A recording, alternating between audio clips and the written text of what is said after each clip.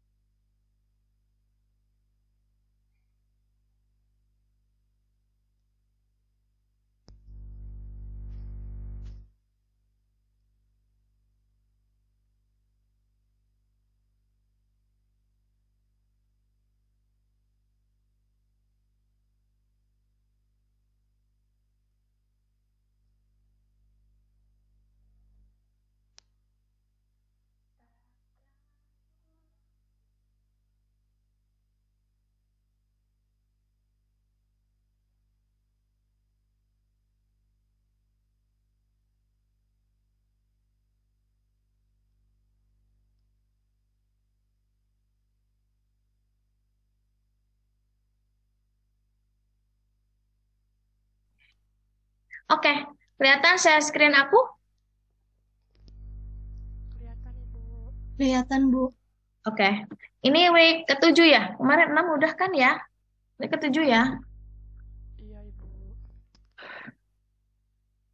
Oke, week ketujuh yang terakhir kita membahas mengenai penilaian resiko ya. Jadi kalau teman-teman kan udah identifikasi, lalu teman-teman sudah apa nama ini apa mulai analisa juga gitu ya. Terus berarti kita harus menilai ini seperti apa sih gitu ya, nilai penilaian resikonya. Ya, kalau penilaian resiko itu apa sih gitu ya? Kenapa nggak bisa rubah ya? Ini dia ya. Jadi prinsip prinsip utama dalam mengelola satu resiko adalah perhitungan resiko itu sendiri gitu ya, teman-teman. Perhitungan resiko itu artinya seseorang melakukan sesuatu berdasarkan perhitungan untung rugi, ya, perhitungan dan analisa resiko bahaya, terus perhitungan dampak dan setelah itu baru melakukan tindakan atau pengambilan keputusan. Nah, jadi tahapnya masih panjang ya, teman-teman untuk apa? Melakukan keputusan atau even itu misalkan improvement gitu ya, teman-teman. Penilaian resiko diperoleh dari hasil identifikasi bahaya. Kemarin kita belajar ya pakai apa? Hazop ya, kita pakai observasi gitu ya.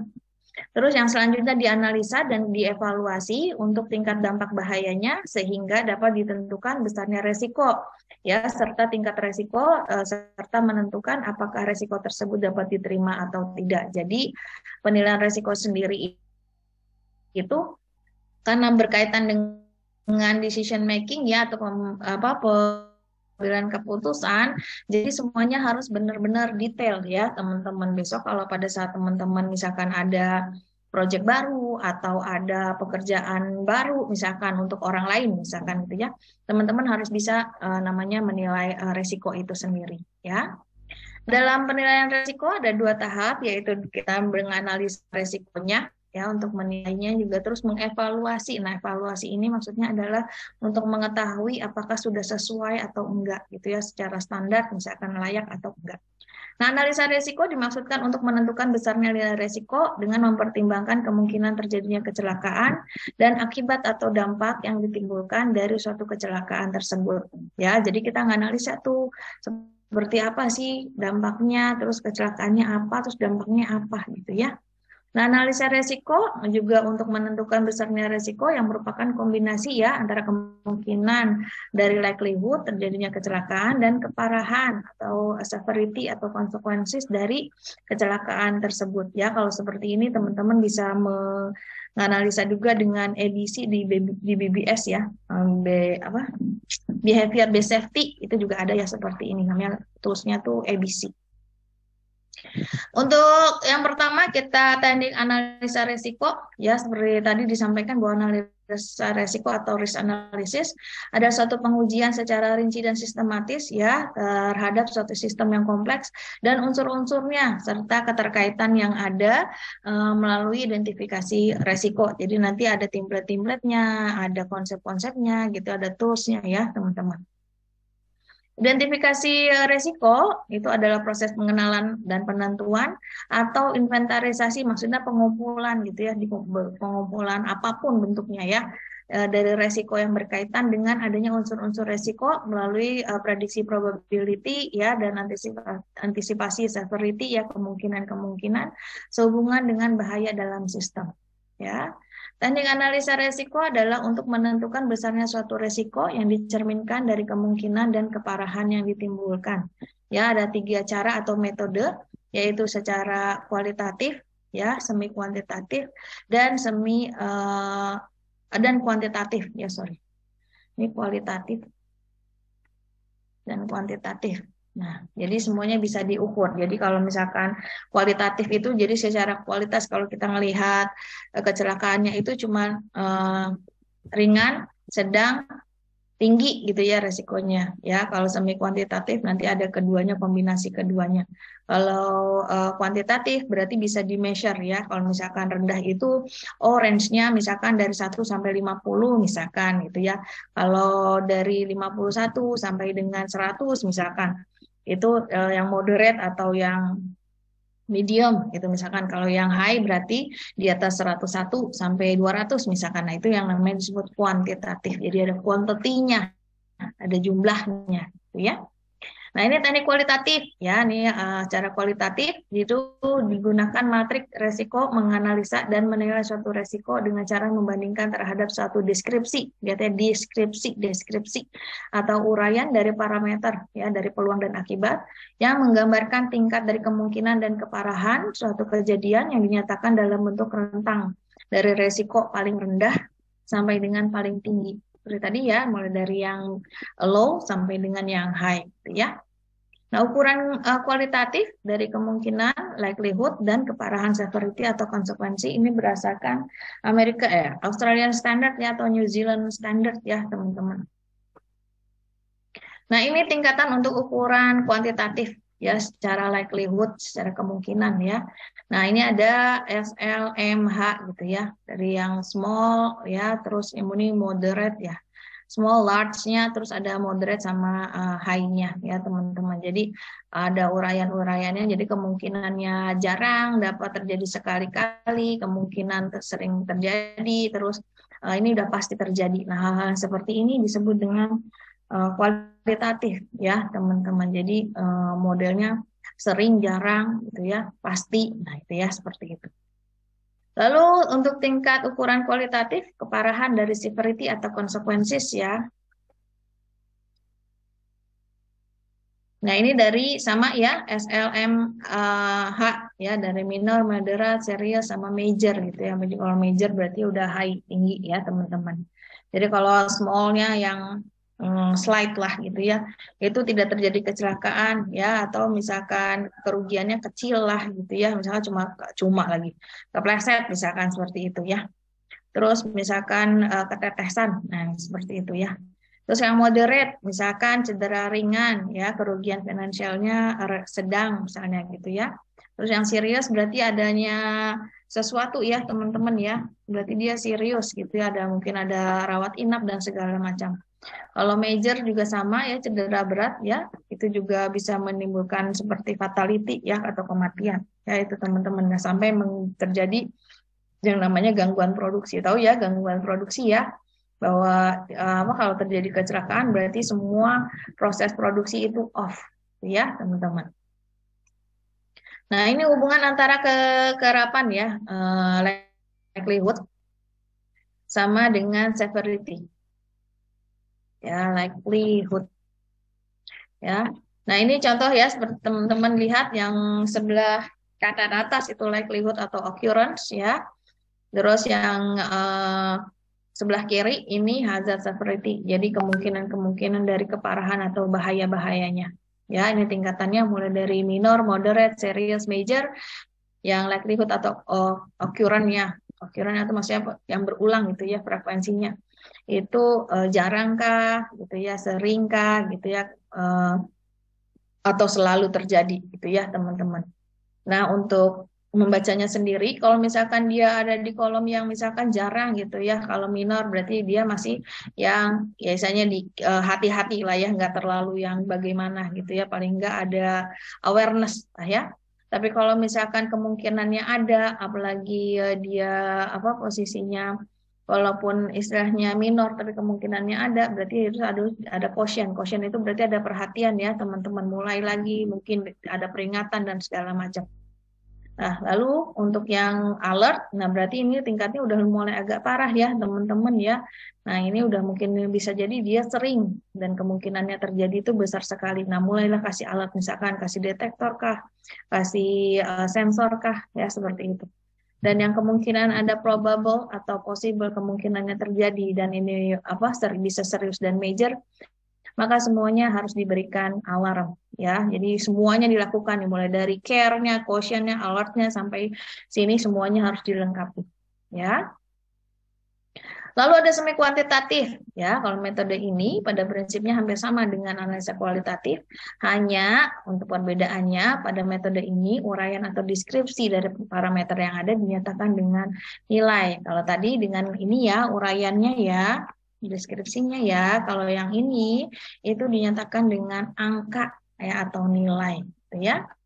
Nah, nilai risiko digambarkan dalam angka numerik, namun nilai ini tidak bersifat absolut dalam arti bahwa tidak, intinya bisa berubah tergantung dengan kesepakatan tadi ya, tidak pasti. Dalam arti tidak pasti itu bukan hanya ini measurementnya, teman-teman bisa measure dengan yang lain, dengan angka-angka yang lain gitu, range-nya utamanya ya. Teknik semi kuantitatif dapat digunakan jika data-data yang tersedia lebih lengkap dan kondisi operasi atau proses lebih kompleks. Jadi kalau misalkan ada proses yang seperti manufaktur gitu ya, yang bermacam-macam mesin ada di situ ya teman-teman. Nah itu bisa dibikinnya semi kuantitatif gitu ya. Kehati-hatian harus dilakukan dalam menggunakan analisis semi kuantitatif karena nilai yang kita buat itu belum tentu mencerminkan kondisi objektif yang ada dari sebuah resiko. Hanya karena kita lihat secara kasat mata ya, berdasarkan observasi bahaya-bahaya yang ada. Jadi kadang-kadang bentuknya subjektif ya teman-teman. Bahaya menurut saya mungkin belum tentu bahaya menurut teman-teman. Jadi tidak objektif ya. Ketepatan perhitungan akan sangat bergantung kepada tingkat pengetahuan tim ahli dalam analisis tersebut terhadap proses terjadinya sebuah risiko. Oleh karena itu, kegiatan analisis ini sebaiknya dilakukan oleh sebuah tim yang terdiri dari berbagai disiplin ilmu dan latar belakang. Makanya kalau kita mau menetapkan sesuatu, teman-teman harus kerjanya itu tim, ya, karena masing-masing kita pasti punya kekurangan, ya, terutama dari sisi ilmu pengetahuan, ya, teman-teman, atau dari skill, ya, itu bisa berbeda-beda, ya. Kenapa background beda teman-teman lulusannya safety, saya teknik industri misalkan kayak gitu ya. Di sisi proses mungkin saya paham, teman-teman nggak terlalu, tapi secara undang-undang ya, secara penilaian untuk bahaya dan lain-lain itu teman-teman lebih menguasai daripada saya gitu kan. Untuk proses mitigasi, pencegahan, pengendalian itu mungkin teman-teman lebih jago dari saya gitu ya. Makanya kita harus bekerja sama ya. Dan tentu saja juga boleh melibatkan manajer ataupun supervisor di bidang operation kalau memang kejadiannya di tempat tersebut gitu ya. Lalu ada metode kuantitatif ya, di mana analisa risiko kuantitatif menggunakan perhitungan probability ya, kejadian atau konsekuensinya dengan data numerik. Ya, analisis ya dengan metode ini menggunakan nilai numerik. Kualitas dan dari analisa tergantung dari akurasi dan kelengkapan data yang ada. Berarti kita harus kumpulkan tuh yang namanya foto-foto, ya teman-teman, ya video gitu ya, untuk mengetahui resikonya. Ya, kalau kita udah tahu nih prosesnya, berarti kita tahu apa dampaknya, gitu ya. Nah, konsekuensi dapat dihitung dengan menggunakan metode modeling, ya, hasil dari kejadian atau kumpulan kejadian, atau dengan memperkirakan kemungkinan, ya, dari studi eksperimen atau data sekunder atau data terdahulu. Ya, jadi misalkan dari eksperimen sebelumnya teman-teman ngumpulin nih, oh ada kegiatan seperti ini, prosesnya seperti ini, gitu ya.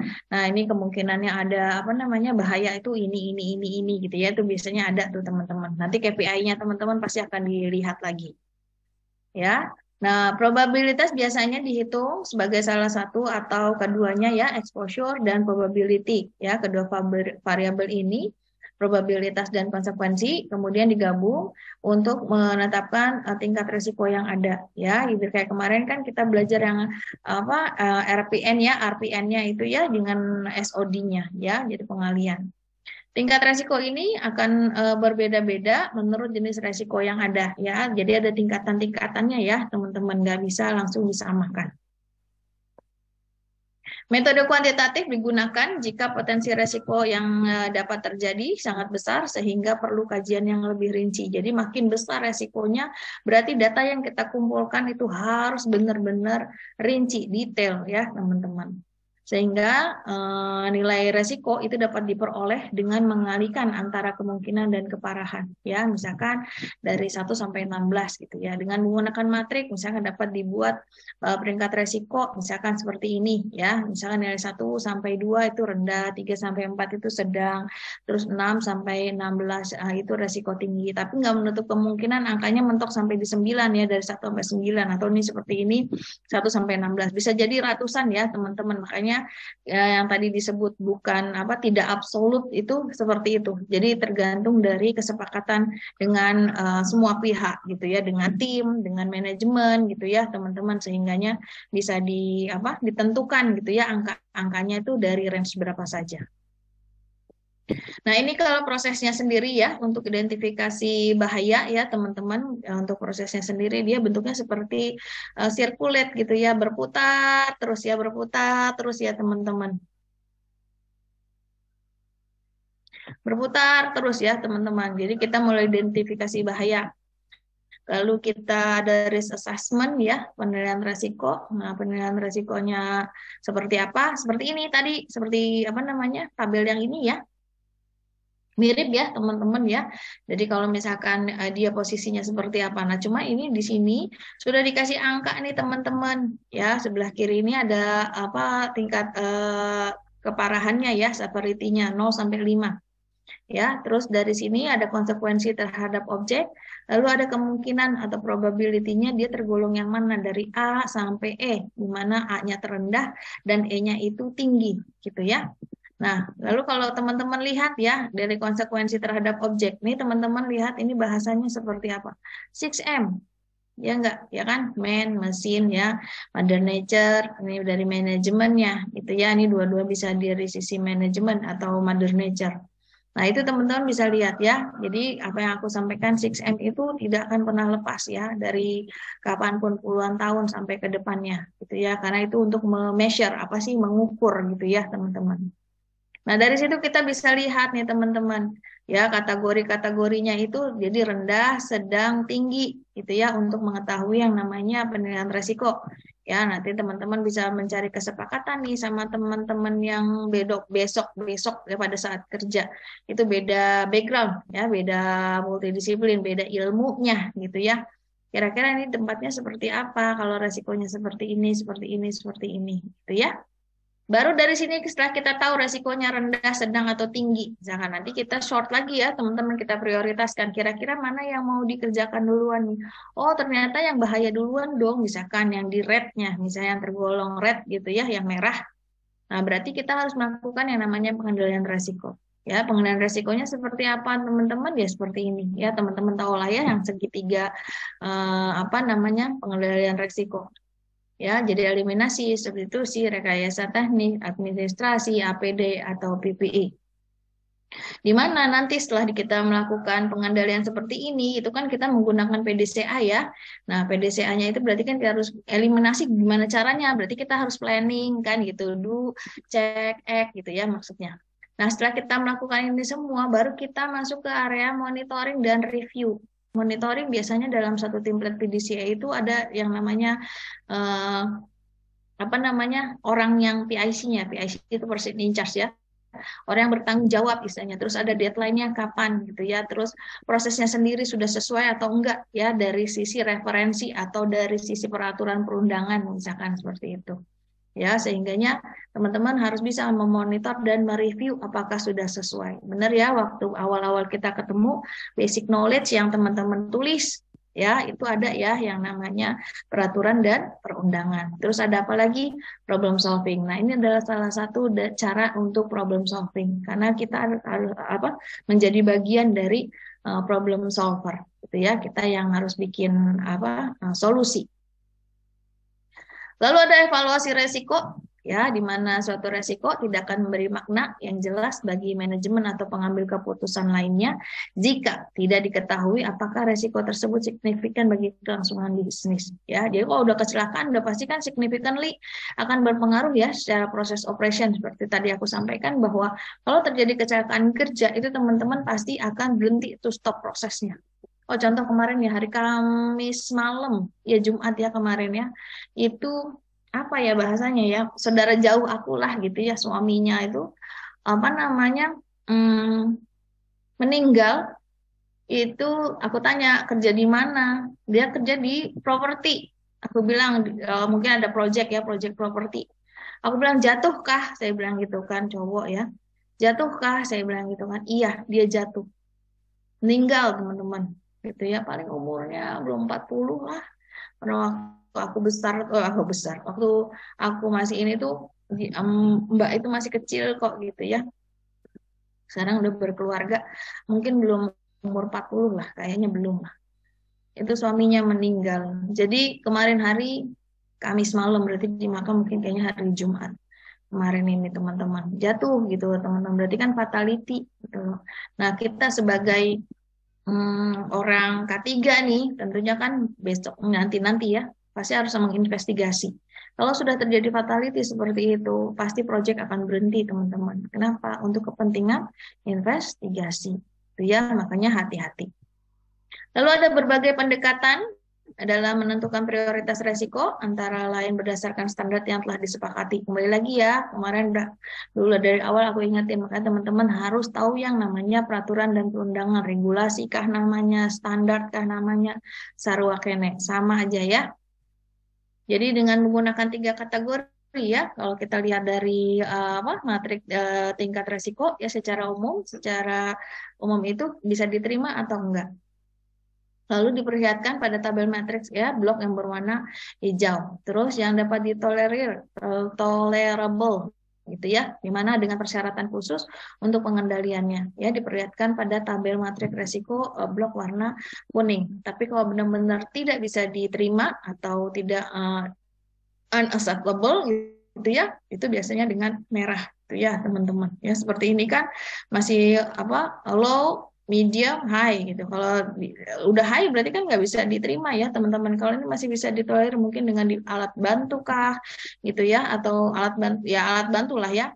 Terus kalau yang di sini mungkin dengan APD udah wajib lah istilahnya, yang general itu udah wajib. Lalu bila mana ditemukan atau didapatkan dari hasil perhitungan atau penilaian resiko dalam bentuk evaluasi ya, maka resiko tidak dapat diterima, maka harus diambil keputusan ya, apakah diterima dengan perbaikan, jadi ada improvement. Makanya setiap ada kegiatan atau ada ketidaksesuaian ya teman-teman, itu mau diberhentikan atau diterima dengan perbaikan gitu maksudnya ya. Kalau misalkan contoh, misalkan teman-teman lihat di lapangan itu ada proses angkat-angkut, which is dangerous gitu, misalkan bahaya gitu teman-teman. Oke, secara ergonomi bahaya gitu kan, terus dari PAK-nya juga pasti bahaya. Nah, hal-hal tersebut teman-teman harus, yang teman-teman paham gitu ya, itu harus dikemukakan ke manajemen atau orang yang memberi pekerjaan tersebut ke orang tersebut, maksudnya ke pekerja tersebut ya, yang tadi melakukan angkat-angkut. Teman-teman harus bilang sama leadernya, ke supervisornya, bahwa di situ ada bahaya gitu loh teman-teman untuk proses angkat-angkut. Mereka nggak paham, hanya pokoknya disuruh orang itu harus mau aja angkat-angkut barang tersebut gitu ya teman-teman. Nah boleh gitu kalau teman-teman masukin dia ke dalam tolerable, misalkan boleh Pak, tapi harus ada alat bantunya. Ya boleh Pak, tapi jalurnya harus didekatkan. Boleh Pak, tapi orangnya harus dikasih tahu dulu seperti ini bahayanya Pak. Nah hal-hal seperti itu yang harus teman-teman share ya, karena nggak semua orang paham, makanya awareness-nya kita itu selalu kecil ya untuk safety sendiri. Lalu pengalihan resiko ke pihak lain, termasuk yang mau menanggung resiko yang tersisa. Contoh apa? Insurans teman-teman ya, asuransi misalkan kita alihkan, atau misalkan teman-teman kasih subkon, kasih kontraktor misalkan untuk perbaikan AC, bersihin AC misalkan itu ya. Nah itu kan, atau bersihin jendela yang di 40 lantai 40 misalkan kayak gitu, daripada ada pekerja yang mengerjakan sendiri ya, resikonya tadi jatuh, fatality dan segala macam. Mending teman-teman pakai subkon, sewa subkon ya kan, disubkon kan, panggil kontraktornya untuk bantu membersihkan. Kenapa? Semua resiko mereka yang tanggung. Bukan berarti kita mengambil masa bodoh ya sama mereka, enggak ya, enggak boleh ya teman-teman. Mereka pekerja itu walaupun mereka orang luar, mereka tetap harus follow atau mengikuti peraturan yang ada di perusahaan kita. Ya, terutama minimal dari sisi APD. Itu minimal ya, teman-teman. Jadi pengalihan resiko ini dalam artinya untuk mengurangi yang namanya resiko-resiko secara tanggung jawab, secara cost gitu ya, teman-teman. Nah, itu ya harus dipertimbangkan juga.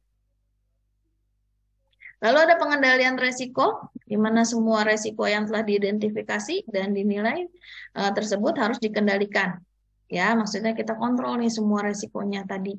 Khususnya jika resiko tersebut dinilai memiliki dampak signifikan dan tidak dapat diterima. Berarti kondisinya adalah yang red ya, di kondisi red ya teman-teman. Nah itu benar-benar harus dikontrol benar-benar diidentifikasi apa resikonya. Strategi pengendalian resiko menurut standar Australian Standard ya atau New Zealand Standard ya, pengendalian resiko secara generik dilakukan dengan melakukan pendekatan seperti ini ya. Misalkan hindarkan resiko dengan mengambil keputusan untuk menghentikan kegiatan atau penggunaan proses bahan alat yang berbahaya. Seperti aku pernah sampaikan ya, aku stop orang untuk mengerjakan hal-hal yang sekiranya bahaya. Ingat ya, yang orangnya belah plat itu ya, manual proses. Aku berani stop kan, menghentikan kegiatan atau menghentikan aktivitas atau menghentikan pekerjaan operator yang memang tidak sesuai dengan standarnya. Wajib teman-teman hentikan ya. Jadi bukan cuman, makanya safety itu bukan cuman yang berkuasa, bukan, atau yang bisa melakukan hanya orang safety saja, bukan. Di luar safety kalau dia paham maka harus bisa melakukannya ya. Contohnya seperti aku, saya nggak peduli sih orang safety nggak safety, pokoknya saya peduli sama orang tersebut, jangan sampai orang tersebut kena resiko ya. Nah seperti itu, jadi stop pekerjaannya.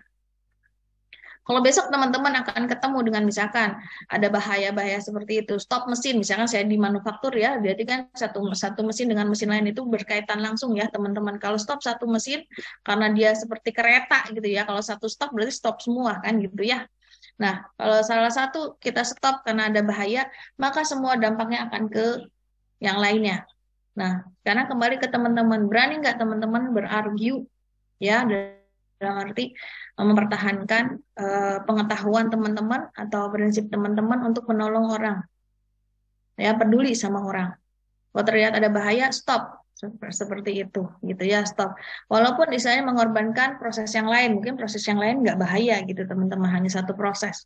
Nah sekarang bagaimana teman-teman menghadapi teman-teman supervisor, teman-teman operator, teman-teman mekanik ya, sampai mungkin manajernya mereka gitu, bahwa teman-teman harus mempertahankan pendapat teman-teman dutu ya, atau regarding safety gitu ya, karena safety ya, dengan alasan safety.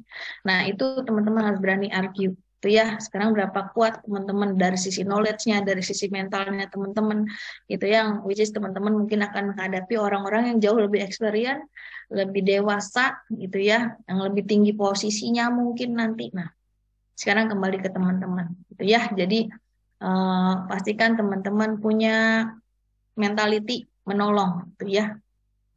Lalu mengurangi kemungkinan kejadian atau kemungkinan terjadi gitu ya. Kalau bisa benar-benar kita kurangin bagaimana caranya. Lalu mengurangi konsekuensi kejadian ya, seperti apa nantinya. Jadi sebisa mungkin kita mengurangi. Makanya kita ada yang namanya mitigasi atau pengendalian atau pencegahan. Secara garis besar ada beberapa strategi pengendalian ya. Contohnya sekarang menekan likelihood ya. Terus pengurangan kemungkinan ini dapat dilakukan dengan berbagai pendekatan, misalkan secara teknis ya, administratif ya dengan SOP atau instruction ya, atau instruksi kerja gitu ya. Dan pendekatannya ke manusia. Nah, pendekatan ke manusia ini yang kadang-kadang itu yang teman-teman harus kuasai. Bagaimana kita mendekati manusia ya, maksudnya mendekati bukan cuma mendekati terus tapi nggak memberitahu ya, sharing ilmu maksudnya saya. Sharing ilmu teman-teman dengan memberitahukan atau menginformasikan bahaya-bahaya apa saja yang akan terjadi kalau orang tersebut melakukan hal meneruskan aktivitasnya. Misalkan seperti itu ya, makanya ada yang namanya BBS ya, behavior based safety. Nanti teman-teman kalau belum belajar nanti bisa buka-buka supaya nambah lagi ilmunya ya, apa sih itu BBS gitu ya. Untuk pendekatan teknis, misalkan kita melakukan eliminasi, substitusi ya, rekayasa teknis itu ya, itu bisa kita lakukan. Ini biasanya juga melakukan keputusan seperti ini, itu teman-teman juga bisa putusin sendiri. Jadi harus sesuai dengan prosesnya sendiri ya teman-teman. Jadi harus bergabung dengan teman-teman lainnya. Ya, jadi nggak bisa atau departemen lainnya yang berkaitan dengan proses operasi sendiri ya, itu sendiri. Lalu pendekatan administratif ya, dan pendekatan manusia ya, misalkan pengendalian pajanan ya, pendekatan ini dilakukan untuk mengurangi kontak antara penerima dengan sumber bahaya ya, memastikan saja misalkan dia kita buatkan SOP gitu ya, prosedur ya, instruksi kerja yang jelas teman-teman, bahwa boleh bekerja di sini kalau kondisinya ini Itu ya teman-teman. Misalkan boleh kerja di sini tapi hanya sekian lama. Ya boleh bekerja di sini misalkan harus didampingi ini gitu ya teman-teman. Nah itu salah satu caranya gitu ya teman-teman untuk menghindari yang namanya kecelakaan. Lalu pendekatan manusia ya dengan memberikan sosialisasi, misalkan training ya atau penyuluhan ya mengenai K3, terus mengenai cara kerja yang aman ya, budaya keselamatan dan prosedur kerja. Makanya ada biasanya kalau di kantor itu seminggu sekali minimal ya teman-teman, bahkan ada yang tiap hari ya, bahkan nggak usah tiap hari, setiap shift. Bayangin setiap shift jauh lebih, jadi setiap 8 jam, 8 jam, 8 jam gitu ya itu teman-teman harus melakukan yang namanya pendekatan-pendekatan secara manusia maupun administratif. Ya, nah ini yang harus teman-teman kuasai juga ya untuk SOP, WI dan BBS-nya. Jadi kalau misalkan kalau kita meeting tuh kalau setiap minggu, kalau di aku tiap minggu ya, karena saya di office gitu kan. Jadi biasanya kita sharing mengenai K3 ya selama weekend itu seperti apa. Terus atau memang kalau ada masukan-masukan itu juga bisa kita share. Biasanya kita bilang itu safety meeting atau toolbox meeting gitu ya. Nah itu biasanya kita lakukan. Kalau tiap shift juga ada untuk operator dan mekanik misalkan seperti itu ya sampai level supervisor. Nah, itu biasanya juga ada teman-teman. Jadi bersiaplah untuk bekerja di tiap shift gitu ya, shift 2, shift 3, have to ready gitu ya, walaupun perempuan. Lalu penggunaan APD ya yang sesuai pada dengan tingkat risiko bahaya. Ya, pilih APD yang standar sebagaimana dipersyaratkan dalam standar pengendalian bahaya. Misalkan harus menggunakan APD sebagaimana yang disebutkan dalam MSDS dan penggunaan B3 bahan berbahaya dan beracun ya, maka harus dipatuhi. Contoh kayak di lab gitu ya. Berarti pekerjaannya lab, jangan dikasih itu ya apa namanya safety body harness ya jangan dikasih sling ya jangan kasih oksigen yang digantung ya jangan beda ya nggak usah pakai helmet juga gitu ya jadi cukup misalkan pakai safety shoes pakai kacamata misalkan kalau kecuali dia tinggi apa kerjanya di working at high ya kerja di ketinggian baru boleh tuh ya semuanya dipakein tuh ya teman-teman tergantung dari bahaya. Punten ya teman-teman azan dulu ya punten ya.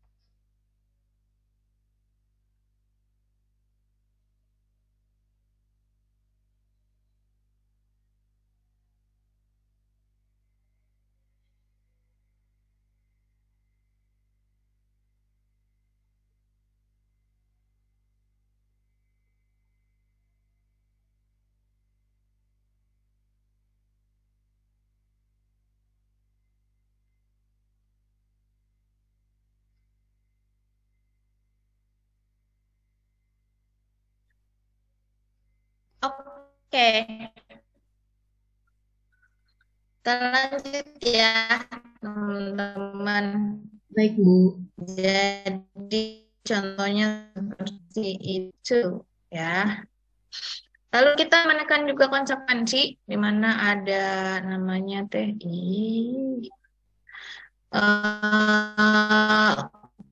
yang dapat dilakukan ya untuk mengurangi Ibu, maaf, suara Ibu putus-putus, Bu. konsekuensi, misalkan seperti tanggap darurat, penyediaan APD dan sistem pelindung ya. Ini contoh maksudnya tanggap darurat. Jadi setiap kerja ibu ya, itu tuh sekarang juga masih. Jadi setiap perusahaan harus punya yang namanya program tanggap darurat ya, di mana ini untuk mengantisipasi konsekuensi yang ada ya.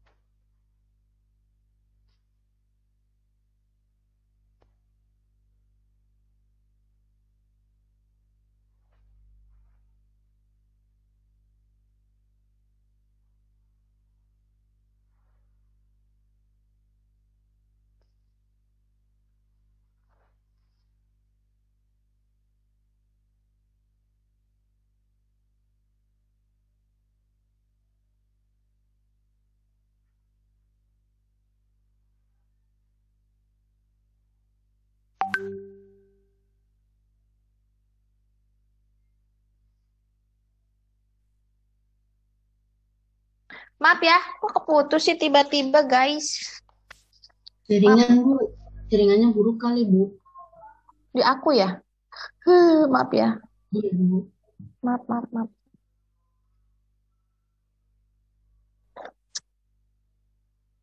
Sekarang kedengeran ya. Nah, ini juga tugasnya aku lanjut ya. Ini tugasnya teman-teman ya untuk menekan konsekuensi ya, caranya bagaimana tanggap darurat. Tadi tanggap darurat misalkan pastikan teman-teman besok di tempat kerjanya itu ada yang namanya jalur-jalur evakuasi ya, atau misalnya ada tangga darurat gitu ya teman-teman, selain lift misalkan, karena kan kalau lift kan nggak boleh dipakai ya kalau keadaan emergency ya teman-teman ya. Terus misalkan apa namanya alarm alarm-alarm, detektor gitu ya, jalur-jalur evakuasi. Nah, itu disebut juga dengan tanggap darurat ya, teman-teman. Lalu APD, ya APD itu wajib ya teman-teman, tapi disesuaikan dengan area kerja ya, jangan nanti area kerja seperti tadi ya di lab dikasih safety body harness, dikasih sling, kasih helm, jangan ya, nggak usah ya. Nah, terus sistem pelindung juga sama ya teman-teman, entah itu bentuknya vest kah atau misalkan bentuknya pelindung itu bisa jadi misalkan dikasih apa sih bilangnya tuh bukan SCBD ya, apa sih yang apa baju seperti baju astronot begitu ya teman-teman. Terus misalkan ada oksigen ya, sistem pelindung juga ya teman-teman. Kalau misalkan kehabisan oksigen ya berarti kan harus ada ya. Itu kan bukan APD ya teman-teman, tapi itu sistem pelindung pendukung lah ya. Kalau teman-teman seperti aku cerita ya, waktu aku di Halmahera itu kan masuk ke perut bumi ya teman-teman. Berarti kan apa udaranya terbatas ya teman-teman. Jadi harus ada. Terus nextnya untuk pengalihan resiko seperti tadi ya, risk transfer. Ya, jadi kita mendelegasikan atau memindahkan ya satu beban kerugian ke satu kelompok atau instansi atau bagian lain gitu ya, melalui jalur hukum, perjanjian atau kontrak, asuransi dan lain-lain ya. Pemindahan-pemindahan ini contohnya seperti apa? Seperti aku sampaikan tadi ya, kita pakai kontraktor misalkan untuk benerin AC, misalkan untuk ngelap kaca, misalkan seperti itu ya, untuk perbaikan-perbaikan yang lain misalkan, atau untuk instalasi mesin misalkan, atau untuk relayout ya misalkan teman-teman. Nah, itu semua dilakukan sama kontraktor misalkan, atau misalkan teman-teman pas ada project apa gitu ya, misalkan mau ergonomi misalkan ke psikososial atau psikososial ya, contoh seperti aku kan orang luar ya, freelancer ya teman-teman. Jadi teman-teman perlu nih data-data ergonomi sama data-data apa teh psikososial ya karyawannya nih misalkan di office. Nah, teman-teman boleh istilahnya manggil aku nih misalkan gitu ya. Bu, minta tolong dong asesmen untuk ergonomi sama psikososial atau misalkan sama antropometrinya sekalian gitu ya untuk memastikan misalkan desain kerjanya, tempat kerjanya, terus secara psikis gitu ya, psikisnya karyawan seperti apa gitu ya, postur kerja dan lain-lain. Itu boleh teman-teman gitu ya. Jadi misalkan teman-teman besok perlu gitu kan, oh nggak bisa ngerjain karena kan jumlahnya teman-teman juga terbatas gitu ya, waktu pekerjaannya juga pasti padat gitu kan, berarti biasanya boleh dialihkan. Itu namanya seperti itu ya, pengalihan resiko.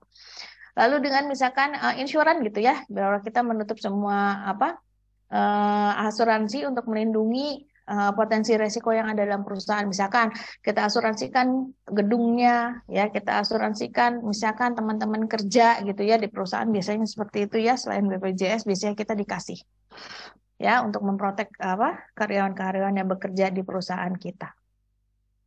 Dan ini yang terakhir ya, pengembangan manajemen resiko, bahwa proses pengembangan penerapan manajemen resiko itu ada 6 langkah ya, paling enggak. Yang pertama adalah komitmen manajemen. Teman-teman buka semua ISO, boleh mau ISO 9001 ke 14001 ke 22001 ke mau ISO berapapun lah, yang 45001 ya, utamanya teman-teman harus mengenai 45001 ya. Itu berkaitan dengan komitmen manajemen gitu ya. Percuma teman-teman berjuang mati-matian melindungi pekerja kalau komitmen dari manajemen sendiri nggak ada, nggak akan terjadi teman-teman. Ya, teman-teman berusaha nih, Bapak jangan pakai safety shoes, Bapak pakai earplug, Bapak pakai safety glass, Bapak pakai helmet misalkan gitu ya. Tapi nggak dibeliin gitu sama manajemennya, ya sama juga bohong, buat apa gitu kan, percuma kita bekerja juga ya. Makanya yang diperlukan adalah komitmen dari manajemen atau pengusaha. Lalu kebijakan dan organisasi manajemen resiko. Nah, ini biasanya kebijakan ini berkaitan dengan peraturan dan perundangan ya. Makanya teman-teman minimal menguasai itu 3 minimal ya, aku bilang ya, 9.001, 14.001, 45.001 itu minimal teman-teman. Dan organisasi manajemen resiko maksudnya adalah teman-teman K3, misalkan P2 K3-nya ya. Nah, itu semuanya juga harus punya gitu ya setiap perusahaan. Lalu apalagi teman-teman komunikasi. Nah, komunikasi ini yang penting ya, seperti aku sampaikan kayak BBS itu juga salah satu cara atau tools untuk kita bisa berkomunikasi dengan manusia, dengan pekerja gitu ya, dengan manajemen. Nah, itu harus dikomunikasikan. Jadi semua kegiatan aktivitas apapun yang berkaitan dengan keselamatan kerja semua harus dikomunikasikan. Ya, apapun kegiatannya teman-teman. Mau itu cuma evacuation drill, mau itu cuma fire drill, cuman mau audit, mau ngelakuin apapun training, semuanya atau sharing mengenai resiko itu semuanya harus dikomunikasikan ya. Contoh kayak MSDS itu kan salah satu cara komunikasi ya untuk mengetahui bahwa oh ini resikonya, ini kalau terpapar seperti ini karena ingredientnya ini gitu ya teman-teman. Seperti itu ya. Itu salah satu cara komunikasi, itu contohnya MSDS. Lalu mengelola resiko tingkat korporat. Nah, ini maksudnya adalah di tingkat yang levelnya lebih tinggi, di highest level. Makanya teman-teman itu berbahagialah di safety karena akan berkenalan atau akan apa namanya? Bekerja sama ya dari level atas sampai level bawah ya teman-teman. Jadi karena resiko itu kan nggak cuma diterima atau bisa dialami, bisa terjadi gitu ya di level bawah, tapi juga di level atas gitu ya, bahwa bahaya itu everywhere ya, terus bisa terjadi oleh siapapun ya. Lalu mengelola resiko tingkat unit kegiatan atau proyek tadi ya, berarti di level bawah lagi ya teman-teman, atau medium ke bawah gitu ya. Lalu ada pemantauan dan tinjau ulang. Seperti tadi ya, bahwa kita setiap apa yang kita lakukan itu, yang sudah dilakukan perbaikan, atau dilakukan pengendalian, atau dilakukan pencegahan, itu tetap harus dipantau, dimonitor gitu ya teman-teman. Kalau misalkan masih belum sesuai, maka harus ditinjau ulang. Kalau ditinjau ulangnya nanti prosesnya seperti apa teman-teman? Kalau ditinjau ulangnya berarti nanti prosesnya seperti ini. Ya, jadi kita identifikasi lagi bahayanya apa. Walaupun sempat dilakukan perbaikan, misalnya pada saat ini ya, bulan ini misalkan melakukan perbaikan, ternyata muncul lagi nih ada bahaya lagi. Maka teman-teman harus ulang lagi. Mungkin awalnya dia di red misalkan gitu ya, terus teman-teman melakukan perbaikan, tapi masih terjadi. Tapi mungkin kadarnya sudah tidak di red lagi nih. Mungkin dia udah naik misalkan di level kuning. Nah, teman-teman lakukan lagi nih perbaikan ini. Ya, begitu udah dilakukan perbaikan, kita pantau lagi, kita monitor lagi dan tinjau ulang dengan ngaudit misalkan ya.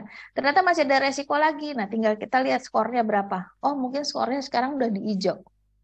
Ya, mungkin dia posisi di hijau seperti ini ya. Nah, sampai dia istilahnya goalsnya K3 apa sih? Zero accident. Jadi memastikan semuanya itu zero. Even dia seems like rendah gitu ya, tapi kita pastikan rendahnya itu seberapa. Karena goalsnya kita itu adalah nol itu ya teman-teman ya, seperti itu ya teman-teman. Jadi kalau misalkan udah posisi kita udah di posisi yang seperti ini, pemantauan dan tinjau ulang, nah maka harus dikerjakan lagi. In case misalkan masih ada, maka kita harus kembali lagi ke template yang ini gitu ya. Kita mengidentifikasi, lalu kita mengkategorikannya dia masuk yang level mana gitu ya, terus pengadilan seperti apa PDCA-nya gitu ya, sampai monitor terus aja. Jadi bentuknya lingkaran gitu ya teman-teman. Baik teman-teman, ada yang mau ditanyakan untuk penilaian resiko? Udah bukan? Udah lah.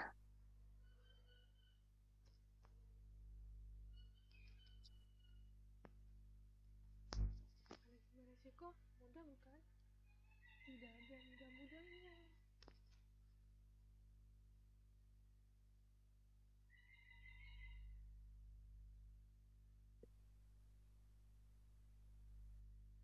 Ujiannya tanggal 2 ya? Masih lama dong. Iya Ibu, tanggal 2. Oke, nggak apa-apa lah ya, belajar-belajar ya, buka-buka. BBS-nya dibuka kalau mau tahu loh, kalau mau tahu. Biar prosesnya gimana sih kalau kita ngadepin manusia gitu ya. Ngadepin manusia, ya ngadepin orang lah. Karena teman-teman 90% yang dihadapi adalah manusia. Kita lari ke tamrin. Manajemen resiko. Absen. Masuk semua, Mbak? Sepertinya 2 belum masuk Bu, atau karena sinyal keluar. Siapa namanya?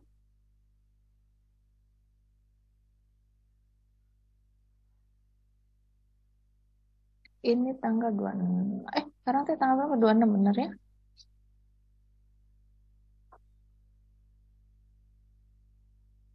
Bener kan? 27. Week 6 udah belum sih, Mbak? Kenapa Ibu? Week 6 udah kan? Udah Kemarin yang tanggal pas hari 24 ya? Kamis kemarin, Bu. Oke, baiklah. Aku kira belum. Udah, sekarang week ke-7 kan ya, Bu? Mm-mm. Iya. Oke, week 7 ya, bener ya. Oke, masuk semua? Siapa yang nggak masuk? Kalau ngeliat dari Zoom, Raden Faisal belum ada, Bu. Sama Mungkin dia malam mingguan. Sama siapa?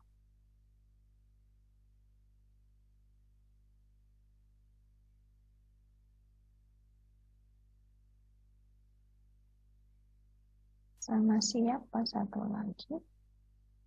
Anissa, Ardi, Bella, Apri, Bella Aulia, Farah, Irsyad, Jacqueline, Miftah, Mihda, Nuri, kayaknya Putri, sama Rusyidi, Kartika, Zahra, Zidan, Catherine.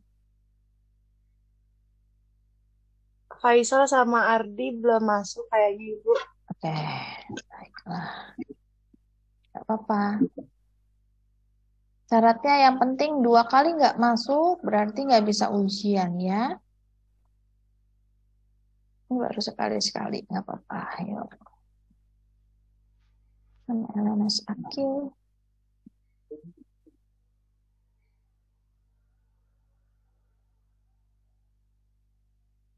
Terus 40.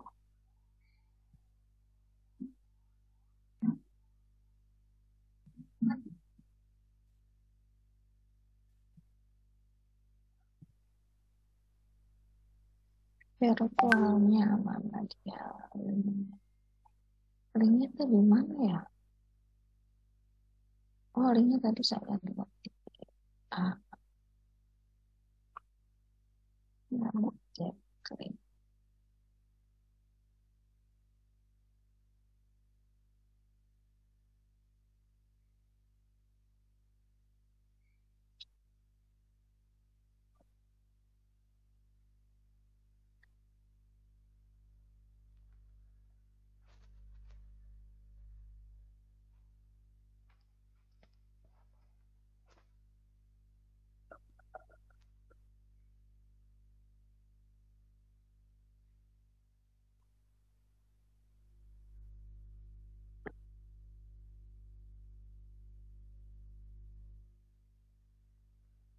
Saya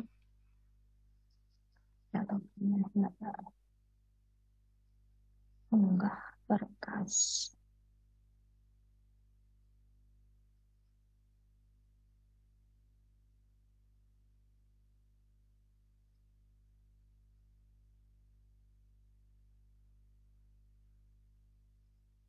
Oke, berkas.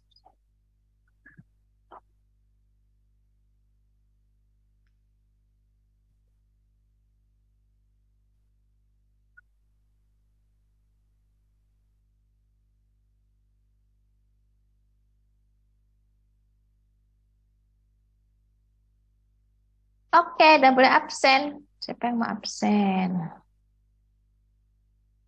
Baik, Ibu. Ada yang mau ditanyakan nggak untuk materinya?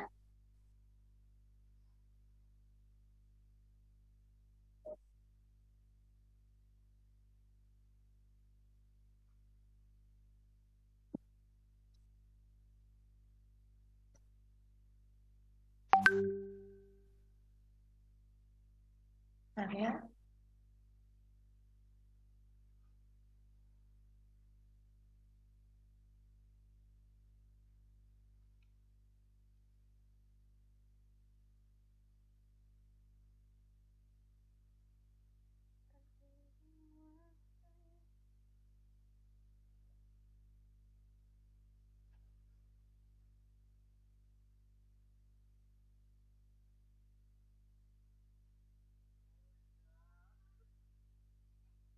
Hidupku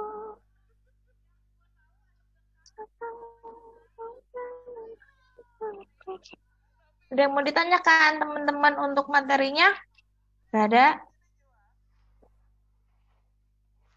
tinggal belajar-belajar aja teori-teorinya mah gampang.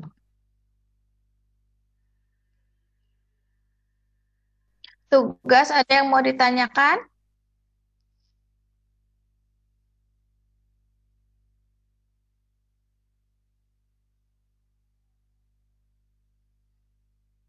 Gak ada?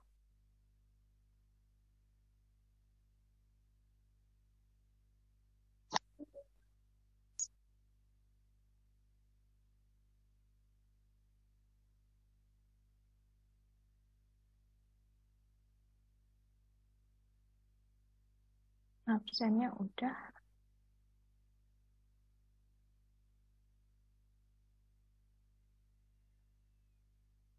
Jangan mungkin 15. Oke, udah absen semua ya. Tinggal 2 orang yang belum masuk, nggak masuk.